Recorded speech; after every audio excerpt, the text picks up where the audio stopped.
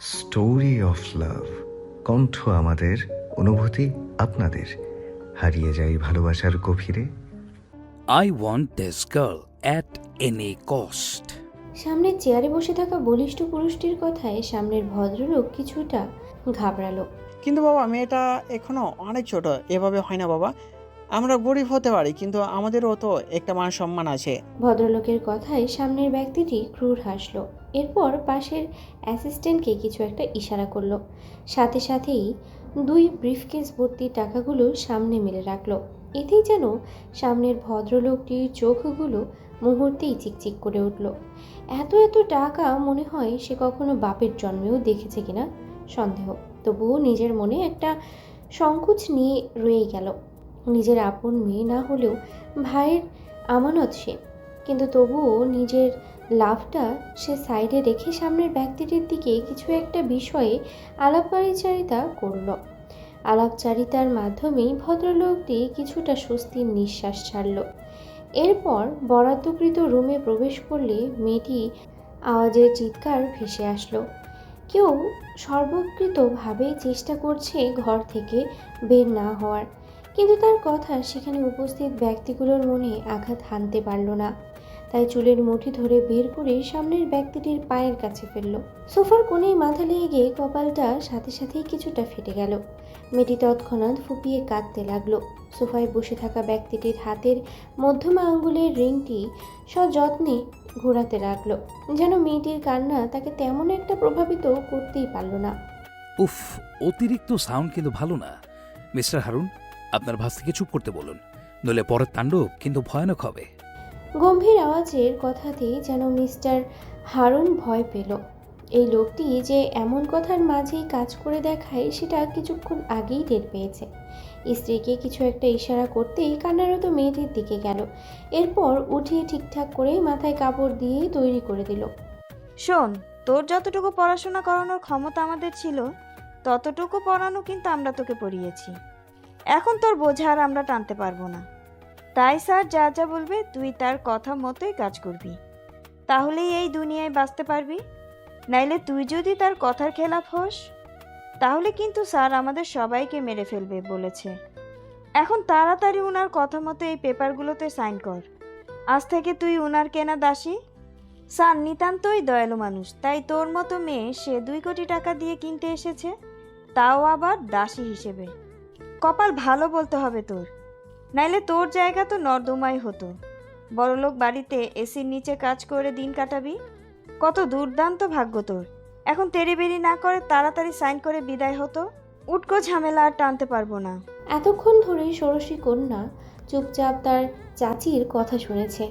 মানুষ এতটা নিষ্ঠুর কিভাবে হতে পারে যে তাকে টাকার বিনিময়ে বিক্রি করে দিচ্ছে এই লোকটার কাছে, তাও দাসী হিসেবে। চাচি, চাচি গো, তুমি এরকম অন্যায় করো না। দয়া করে এরকম কাজ করো না আমার সাথে। আমি মরে যাবো গো চাচি। দয়া করে আমার উপর চাচি। চাচা তো লোভী মানুষ, তাই ওনার টাকার উপর লোভ থেকেই এই কাজ করছে। কিন্তু তুমি তো এমন না। তুমি তো আমাকে দয়া করো, দুবেলা ভাত দিলেই হবে। তুমি তো মেয়ে, আমায় দয়া করো তো চাচি। আমি তোমার যাবতীয় সব কাজ করে দেব, তবু তোমরা এতটা নিকৃষ্ট হও না। আল্লাহ যে ছেড়ে দেবে না তোমাদের। দয়া করো চাচি, ও চাচি, চাচি। হাত জোর করে চাচির নিকটে আর্তনাদ করতে থাকলো। সেই সাথেই পায়ে পড়েও আহাজারি করতে লাগলো।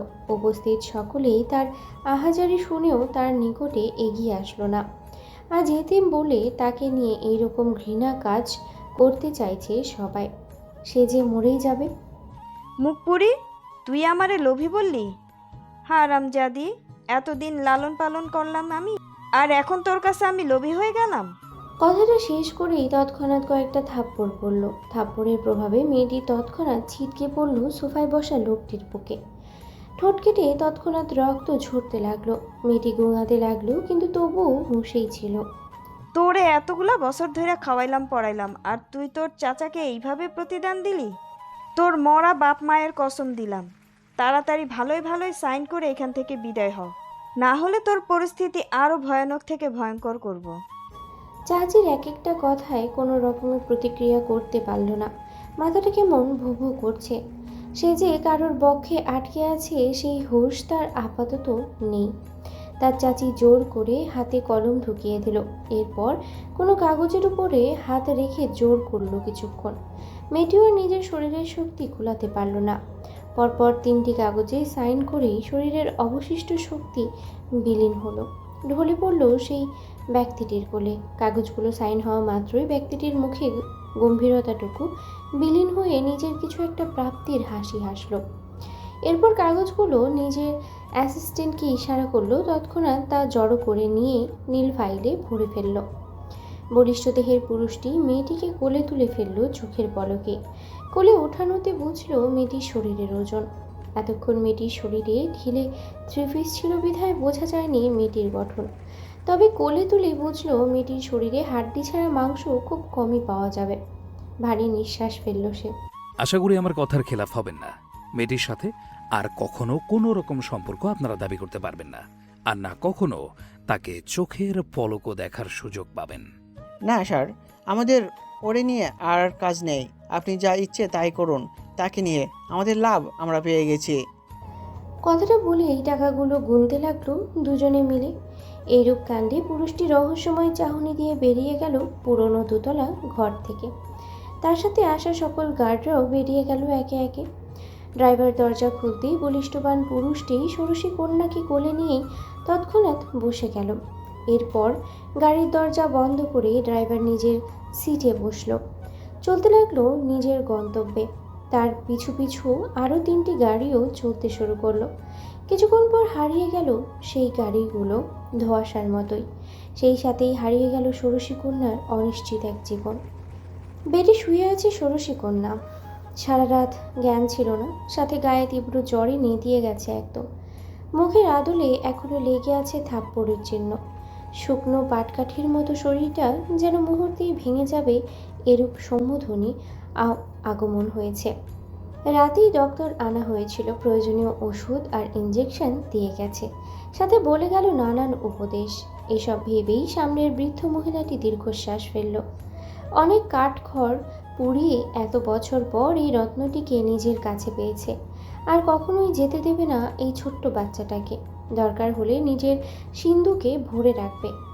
আজ বড় নাতির হিংস্রতার মাঝেও যে তাকে রত্নটি এনে দিয়েছে, এতেই সে খুবই খুশি। প্রাণ ভরে ষোড়শী কন্যার দিকে চেয়ে থাকলো দীর্ঘক্ষণ। সকাল প্রায় 9টা। ধীরে ধীরে ষোড়শী কন্যার চোখ কেঁপে উঠল। নয়নজোড়া খুলতেই মাথা ব্যথা তীব্র হয়ে আবারও নয়নজোড়া বুঝে গেল।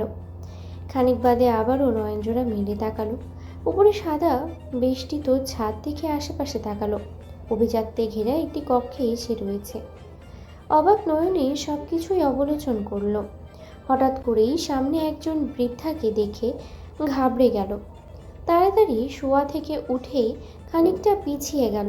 অপরিচিত মানুষদের দেখলেই সে ঘাবড়িয়ে যায়। ভয় পাচ্ছিস আমায়? ভয় পাস না, আমি কিন্তু ভয় পাওয়ার মতো মানুষ নই। বৃদ্ধার কথায় খানিকটা চমকে তাকালো। এইভাবে আদুরে কথা কখনো সে শোনেনি। কেমন জানি মায়া নিয়ে কথাগুলো উচ্চারণ করলো, সাথে অভিজাত্যে ঘেরা মুখের আদলে বেশ লাগলে বৃদ্ধাকে। কি রে, কথা বলবি না এই বয়স্ক বৃদ্ধার সাথে? আপনাকে তো আমি চিনি না, তাহলে আপনার সাথে আমি কথা বলবো কেন? চোখ মুখ কুঁচকে কথাটি উচ্চারণ করলো। ছোট থেকেই সে এমনভাবেই বড় হয়েছে যে কারোর সাথে কখনোই মন খুলে মিশতে পারেনি। চাচা চাচি সবসময় তাকে ঘরের কাজ করাতো, বাইরের দুনিয়ায় তেমন আসতে দিত না। তবুও চাচির কথায় চাচা তাকে এসএসসি পর্যন্ত পড়িয়েছে। এরপর আর কলেজে ভর্তি করায়নি। অনেক চেষ্টা করে কলেজে ভর্তি হওয়ার জন্য, কিন্তু চাচা চাচির নির্মম অত্যাচারে আর সেই ইচ্ছে পূরণ করতে পারেনি। বাবা, মেয়ে দেখি কথা জানি। তা তোর নাম কি রে সোনা? নিজের ভাবনার অন্ত ঘটিয়ে সামনে বৃদ্ধার দিকে তাকালো। এরপর হাত কুঁচলিয়ে দৃষ্টিচোরা এদিকে ওদিকে করতে লাগলো। ঝুমুর সরকার। আপনার নাম কি? রুবাইদা তালুকদার। তোর নামটা কিন্তু তোর মতোই সুন্দর। কে রেখেছিল রে? আমার মা। হঠাৎ নিজের মায়ের কথা বলি মন খারাপ করে ফেললো। তার মা তো তাকে জন্ম দিতে গিয়েই মারা যায়। এরপর বাবা আর দাদি ছিল তার জীবনে, তবে বাবার ছায়াও বেশি দিন টেকেনি। 6 বছর বয়সে বাবাটাও তাকে ছেড়ে চলে যায়। পুত্র হারিয়ে দাদিও সহ্য করতে পারেনি, সাথে সাথেই হার্ট অ্যাটাকে মারা যায়। তখন থেকেই তার জীবনটা হয়ে ওঠে দুর্বিষহ। হঠাৎ করেই কালকে রাতের ঘটনা স্মরণে আসে। তাকে তো একটা লোক কিনে নিয়েছিল দাসী হিসেবে। এরপর লোকটির বাহুতে সে অর্ধজ্ঞান অবস্থায় ধরাশায়ী ছিল। কয়েকটা পেপার জোর করে সাইন করালো, নিজের সত্তাকে বিক্রি করে দিল দাসী হিসেবে সেই লোকটির কাছে। এত কিছু সহ্য করতে না পেরেই তার পৃথিবী থমকে গিয়েছিল। সব অন্ধকার দেখলো। এরপর এরপর কি হয়েছে তার সাথে মাথায় চাপ দিয়েও স্মরণ এলো না কিছুই। আবার চারিদিকে তাকিয়ে বোঝার চেষ্টা করলো নিজের অবস্থান। তার মানে সে এখন সেই লোকটার কাছে বন্দি। তাহলে সেই লোকটিই বা কোথায়? আর ইনিই বা তাকে এত আদুরে আলাপে বিছিয়েছেন কেন? ছোট্ট মাথায় তেমন কিছুই আর ভাবতে পারল না। আমি এখানে কি করে এলাম? না মানে কালকে তো আমি হয়েছে, এত কিছু তোকে ভাবতে হবে না। এখন থেকে তুই এখানেই থাকবি। এখন ভাবনা রেখে তাড়াতাড়ি গিয়ে হাত মুখ দিয়ে ফ্রেশ হয়ে আয়। খাবার খেয়ে পরে না হয় তোর উত্তর খুঁজিস। যা তাড়াতাড়ি। রুবাইদার কথায় কোনো কিছু বলতে গিয়েও বলতে পারল না। রুবাইদা জোর করে উঠিয়ে ওয়াশরুমে নিয়ে গেল। ঘরের মধ্যেই ঝুমুর ফ্রেশ হয়ে আসলো। ফ্রেশ হতে গিয়ে জামার অর্ধেক অংশ ভিজিয়ে ফেললো। ওয়াশরুম থেকে বের হয়ে আসতেই রুবাইদা বিছানায় বসিয়ে তোয়ালে দিয়ে নিজেই মুখ মুছে দিল। এরপর যত্ন সহকারে খাবারও খাইয়ে দিল। সাথে অনেক কথাই বলল ওর সাথে। সে শুধু অবাক নয়নে দেখেই গেল। এভাবে খাইয়ে দেওয়াতে চোখ থেকে 2-1 ফোঁটা পানিও পড়ল। খাওয়া দাওয়া শেষে ওষুধ খাইয়ে দিল। এর মাঝেই তৎক্ষণাৎ দরজা খোলার আওয়াজ হলো। সেই সাথে কারোর আগমন ঘটল। গম্ভীর মেজাজের কেউ তাকে দাদির দিকে তাকালো।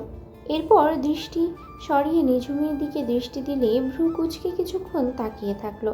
এরপর নিজের গম্ভীর মেজাজের সামনে এগোলো। দাদিমা, তুমি এখনো এখানে কেন? ব্রেকফাস্ট করে ওষুধ আছে তোমার। কথার খেলাফ কিন্তু আমার একদম অপছন্দ। বিষয়টা কিন্তু তোমার মাথায় রাখা উচিত। বলিষ্ঠ পুরুষের আওয়াজে ঝুমুর কেঁপে উঠল। সাথে দৃষ্টি সরিয়ে অন্যদিকে তাকিয়ে কাচুমাচু করে নিজের ওড়না ঠিক করতে লাগলো।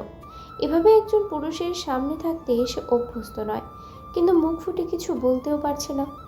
দাদু ভাই, আমি আমার কথার খেলাপ করছি না, কিন্তু আমাদের বাসায় যে একজন নতুন সদস্য এসেছে তার দিকটাও তো খেয়াল রাখতে হবে।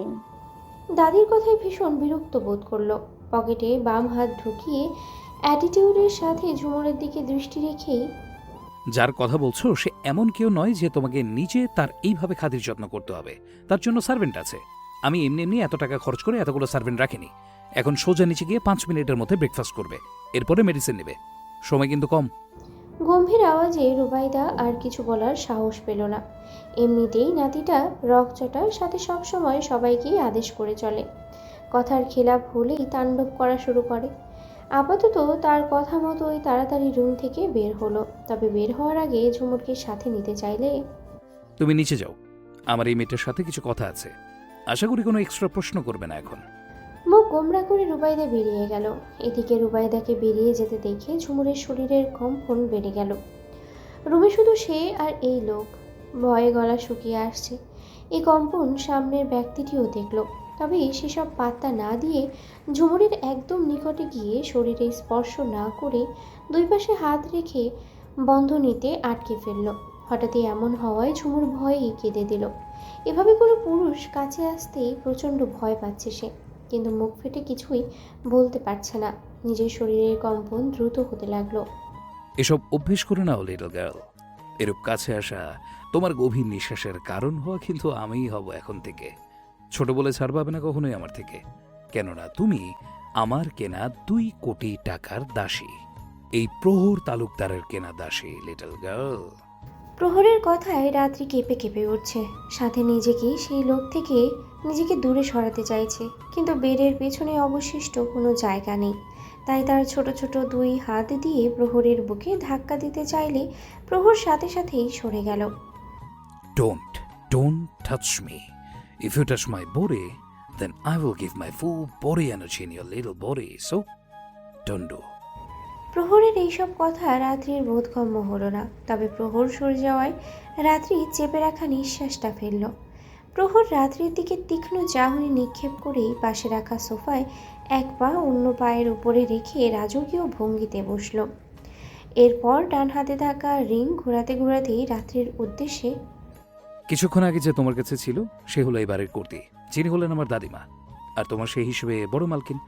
আমার একটা ছোট বোন আছে, প্রত্যুষী তালুকদার। আর আমার চাচা চাচি আর ওনাদের ছেলে মেয়েও আছে, তবে তারা আমাদের সাথে থাকেন না, বেশিরভাগ সময় চট্টগ্রাম থাকে।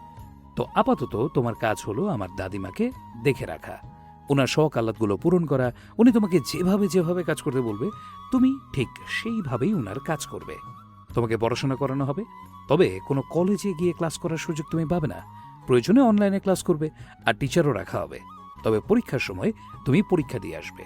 কিন্তু হ্যাঁ, আমার অনুমতি ব্যতীত তুমি কখনোই এ বাড়ির বাইরে যেতে পারবে না। যা করবে, যা হবে, সব এই পাঁচিলের মধ্যে থেকেই। ধরে নাও তোমার পুরো জীবনটাই বন্দি দশাই কাটবে। আর হ্যাঁ, আরেকটা কথা, আমি যে তোমায় 2 কোটি টাকার বিনিময়ে দাসী হিসেবে কিনে এনেছি, সেই কথাগুলো যাতে এবারের কেউ জানতে না পারে। কি বলেছি বুঝেছ তো? এক কথা আমি কিন্তু বারবার রিপিট করব না। প্রহরের লম্বা কথায় রাত্রির কিছুটা হলেও বোধগম্য হলো। নিজের জীবন তো এমনিতেই অত্যাচারিত ছিল, আর এখন তো কারোর দাসী হয়ে থাকবে সে। তার কথাই সব কিছু করতে হবে। এই ছোট্ট জীবনে এত কিছুর সম্মুখীন হয়েছে যে নিজেকে এক তুচ্ছ আগাছা ছাড়া কিছুই ভাবে না সে। তবে এখন যে এই লোকের দাসী হয়ে তার হুকুম মতো কাজ করতে হবে, আর যদি সেই কাজ না করে তবে হয়তো সেও অন্য কারো খারাপ লোকের কাছে তাকে বিক্রি করে দিবে, নয়তো মারধর করে আরও অনেক অত্যাচার সইতে হবে। এর থেকে উনি যেমন যেমন বলেন তেমন তেমন কাজ করলেই নিজেকে বাঁচাতে পারবে। আপনার কথা শুনলে আমাকে 3 বেলা ভাত খেতে দিবেন তো? কাঁপা কাঁপা কণ্ঠে রাত্রি জিজ্ঞেস করেই নিজেকে আরেকটু গুটিয়ে নিল। প্রহর এরূপ কথা শুনে নিজের গোটানো পা জোড়া মুহূর্তেই সোজা করে বসল। মেয়েটাকে এত কিছু বলা হলো, কিন্তু এর বদলে মেয়েটার এরূপ কথা বলল যা তার বোধগম্য হলো না। অবশ্য এ বাড়িতে যেরকম ব্যবহার দেখেছে মনে হয় না সে ওইখানে ভালো পরিস্থিতিতে ছিল। যাই হোক, এসব ব্যাপারে তার কোনো ইন্টারেস্ট নেই। মেয়েটাকে দাদিমার কথা এনেছে, তাই তার দাদিমা যেমনভাবে মেয়েটাকে রাখবে সে সেই রকমভাবেই থাকবে, আর এতে কোনো মাথা ব্যথা নেই। কথা মতো চললে শুধু খাবার নয়, আরও অনেক কিছুই পাবে। লোকটা স্বাভাবিক কথা শুনে নিজেকে একটু হালকা লাগলো। প্রথম প্রথম যেমনটা খারাপ ভেবেছে তেমনটা খারাপ নয় লোকটা। খারাপ হলে কি আর তার কথা মতো এভাবে রাজি হতো? সে তো বেঁচে থাকতে চায়, 3 বেলা পেটে ভরে ভাত খেতে চায়। আর যেহেতু বলেছে লেখাপড়া করাবে, তাহলে তো সে তার ইচ্ছেগুলোও পূরণ করতে পারবে। নিজেকে মুক্ত বিহঙ্গী না ভাবলেও কিছুটা স্বস্তির নিঃশ্বাস আসলো ভেতর থেকে। রাত্রিকে নিয়ে কিছুক্ষণ আগেই রুবাইদা রুম থেকে নিচে নিয়ে এসেছে। রুম থেকে বের হয়েই তার চক্ষু চড়ক গাছ। এত বড় বাড়ি সে ইহজন্মে কখনো দেখেনি। অবশ্য দেখবেই বা কী করে, সে তো বাইরের জগতের সাথে তেমন পরিচিতই নয়। মুখের অবাকতা বাড়তেই লাগলো। নিচে নেমে বিশাল ড্রয়িং রুমে নজর আসলো। সিঁড়ির মাঝখান বরাবর 2 পাশে রাউন্ড করা সোফা বিছানো। এরপর মাঝখানে লম্বা 2টি টেবিল, বাম সাইডে একটু গেলেই কাঁচ বিশিষ্ট বড় একটি টেবিল, সাথে আছে প্রায় 12টি রাজকীয় চেয়ার। আশেপাশে সব কিছুই খুব সুন্দর করে সাজানো। ডান সাইডে বিশাল বড় একটি টিভি দেখেই তার চোখ চিকচিক করছে। কার্টুন দেখতে খুব পছন্দ করে সে, কিন্তু এরা কি তাকে কার্টুন দেখতে দেবে? নাকি চাচির মতো তারাও তাকে টিভি দেখতে দেবে না? এরকম অলিক ভাবনা ভাবতে ভাবতেই ডাইনিং টেবিলে নিয়ে তাকে চেয়ারে বসালো। বসতেই নিজের ভাবনা থেকে বের হলো। দাসী হয়ে মনিবের সাথে ডাইনিং টেবিলে বসা তো দৃষ্টিকটুর, তাই তাড়াতাড়ি সে সেখান থেকে উঠে দাঁড়িয়ে পড়ল। কি হলো রাত্রি, দাঁড়িয়েছিস কেন? আসলে আমি এইখানে খাবো না, আমি নিচে বসে খাই। সে কি রে, তুই নিচে কেন বসবি? ছোট থেকে তো আমি নিচে বসেই খাই, মাঝে মাঝে তো উঠানেও। রাত্রির কথা শুনে রুবাইদা চোখে অশ্রু নিয়ে তাকালো। সাথে সাথেই তাকে বুকে জড়িয়ে ধরল। সামান্য হতে পারে হয়তো কথাটা, কিন্তু এই বুকে তা তীরের মতোই বিঁধেছে। সে যে এতটা কষ্ট করেছে খাওয়ার জন্য তা আগে থেকেই খোঁজ নিয়ে জেনেছে। যে মেয়ে সোনার বাটিতে খাওয়ার কথা সেইভাবে না, আর ভাবতে পারল না। আমার সোনাটা এত কষ্ট করেছে আগে? না রে সোনা বাচ্চাটা, আজকে থেকে তুই এখানে বসেই খাবি। দরকার হলে সোনার বাটিতে খাবি। আমার সোনা বাচ্চাকে আর কেউ কষ্ট দিবে না। আমার পুতুলটাকে আমি একদম কষ্ট পেতে দিব না রে সোনা বাচ্চা। মাথায় হাত বোলাতে বোলাতেই মাথায় কয়েক দফা চুমু খেলো। এরপর সযত্নে ডাইনিংয়ে বসালো। এরপর সযত্নে তাকে খাইয়েও দিল। রাত্রি শুধু অবাকের উপরে অবাক হচ্ছে। তবে রুবাইদার এভাবে খাইয়ে দেওয়াতে খুবই খুশি হলো। লাস্ট এভাবে কখনো কেউ খাইয়ে দিয়েছে কিনা মনে নেই তার। হয়তো বাবা দাদি থাকতে দিয়েছিল, কিন্তু তখন তো সে খুব ছোট ছিল, তাই হয়তো ঠিকভাবে মনে নেই সেসব কথা। আপনি আমায় এত যত্ন কেন করছেন? যত্ন তো আমার করার কথা আপনাকে। মুখে ভাত নিয়েই রাত্রি জিজ্ঞেস করলো। তুই তো পুতুলের মতো দেখতে, তাই তোকে যত্ন করব না তো কাকে করব? পুতুলদের যত্ন করতে হয় সব কিছু দিই, তাই তোকেও যত্ন করছি। আর তুই কখন থেকে আপনি আপনি করছিস রে? এখন থেকে তুমি করে বলবি আমায়, আর নানুমণি বলে ডাকবি, ঠিক আছে? ঘাড় নাড়িয়ে সম্মতি প্রদান করলো। অল্প খেয়েই উঠে পড়ল সে। এত খাবার তার অভ্যেস নেই। রুবাইদা জোর করেছিল আরও খাওয়ার জন্য, কিন্তু সে খেতে নারাজ, তাই রুবাইদা আর কিছু বলেনি। মুখ ধুয়ে উঠতে গেলে কেউ এসে তৎক্ষণাৎ ঝাপটে ধরল রাত্রিকে। হঠাৎ আক্রমণে রাত্রি আহ শব্দ করে চিৎকার দিল, কিন্তু জড়িয়ে ধরা ব্যক্তিটির এতে কোনো ভ্রুক্ষেপ নেই। সে তো রাত্রিকে পেয়ে মহা খুশি। উফ, ডল সোনা, তুই এসেছিস! আমি তো বিশ্বাসই করতে পারছি না তুই এসেছিস। এভাবে যে আমার ডল সোনাকে কাছে পাবো বিশ্বাসই হচ্ছে না আমার। দাদিমা, তুমি আগে কেন বলনি আমায়? তাহলে তো আমি আগে ইমাদের বাসা থেকে চলে আসতাম।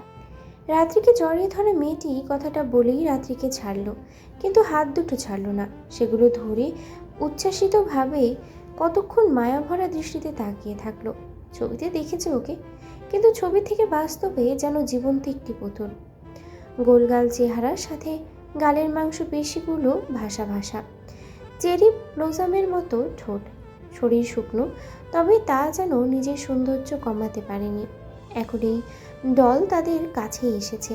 এই শুকনো পাটকাঠি থেকে কিভাবে নাদুস নুদুস করতে হয় তা ভালোভাবেই জানে সে। প্রত্যক্ষী দিদি ভাই, তুই এসেই শুরু করে দিলি? প্রহর দাদু ভাই আর আমি কি বলেছিলাম মনে নেই তো? দাদিমার কথায় প্রত্যুষী নিজের উচ্ছ্বাসিত মুখটা তৎক্ষণাৎ মিলিয়ে নিল, সাথে নিজের মাথা গাঁটটা মারল।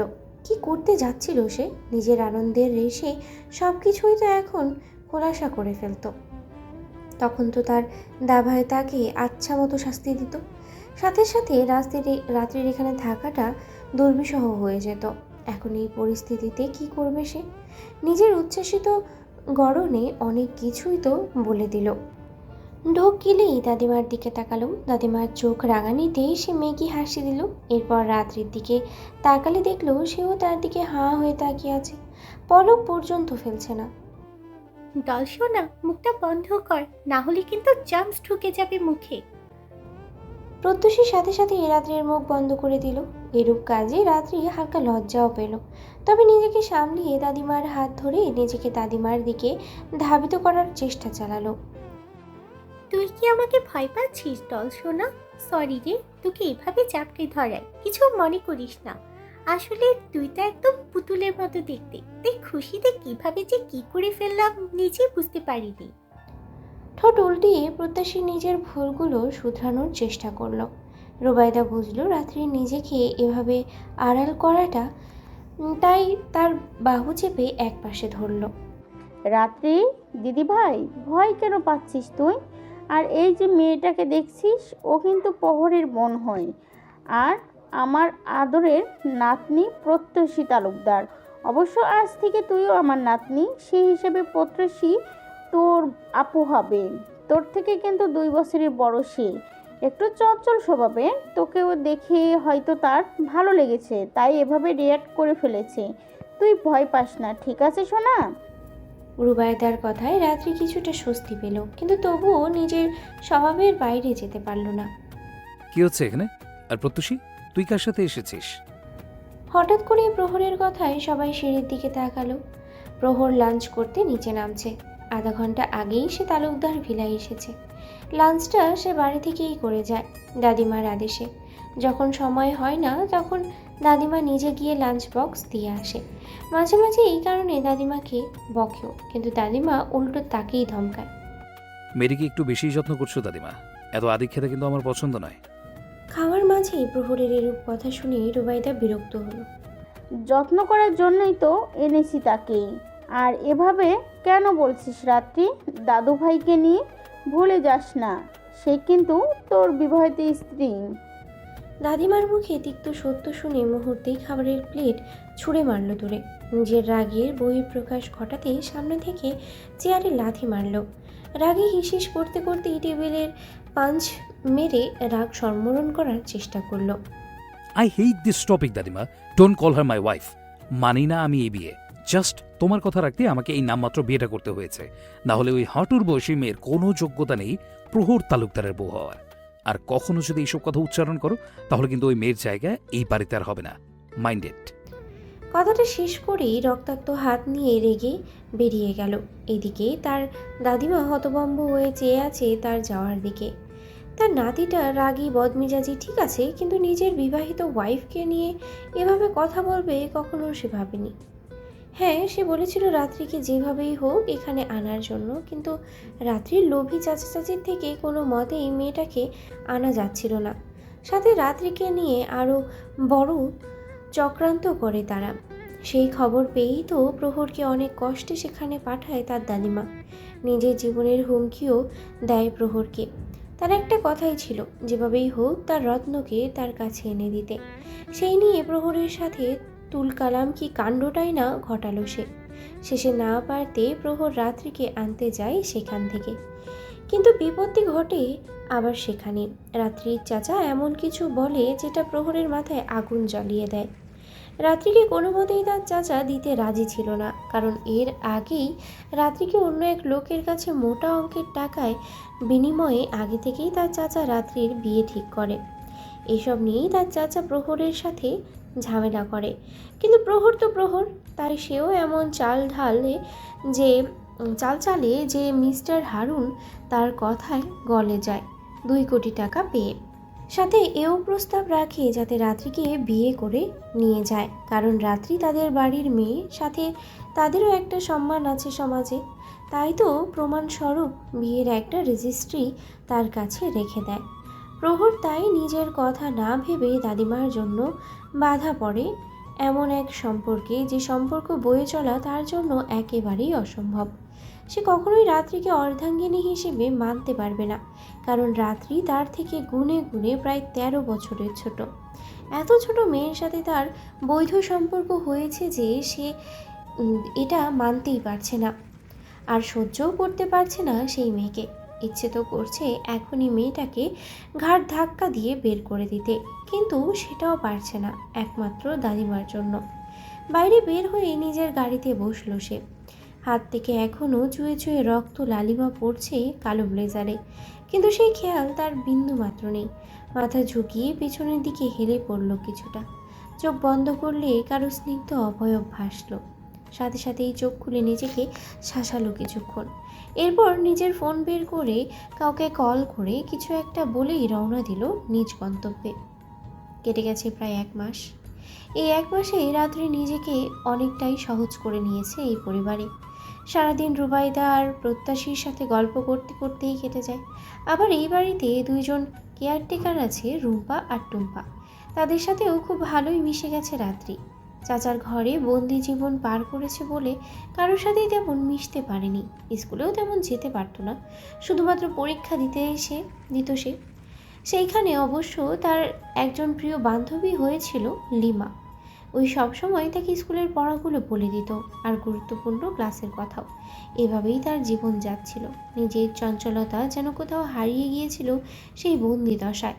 তবে এখানে যবে থেকে এসেছে তবে থেকেই যেন উড়ন্ত পাখির মতোই ছটফট করে। এখানে ওখানে শুধু ছোটাছুটি করে। তবে এই বাড়ির বাগান পর্যন্তই তার সীমাবদ্ধতা, এর বাইরে সে যেতে পারে না। অবশেষে যাওয়ার জন্য কখনো তালবাহানাও করেনি। তার প্রয়োজনীয় সরঞ্জাম সবই রুবাইদা এনে দিত। মাঝে মাঝে তার অবাকও লাগে, দাসী হিসেবে কিনে এনে তাকে এভাবে আদর যত্ন করছে কোনো কাজকর্ম ছাড়াই। কয়েকবার জিজ্ঞেস করতে চাইলেও ওই রাগী প্রিন্সের ওই রকম নিষেধাজ্ঞাতে সাহসী আর কোলায়নি জিজ্ঞেস করার। হ্যাঁ, তার রাগী প্রিন্স সেই প্রথম দেখাতেই নিজের মধ্যে কিছু একটা অনুভূতি জাগ্রত হয়েছে তার কিশোরী মনে।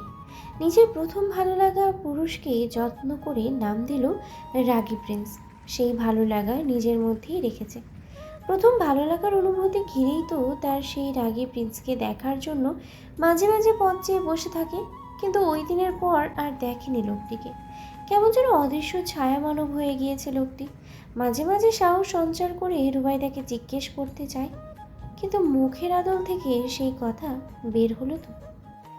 এই রাত্রি, এদিকে দেখ তো সোনা, আমার কাছে ফুল ফুটেছে রে। আহা, আমার ব্ল্যাক রোজ, কি সুন্দর তাই না রে?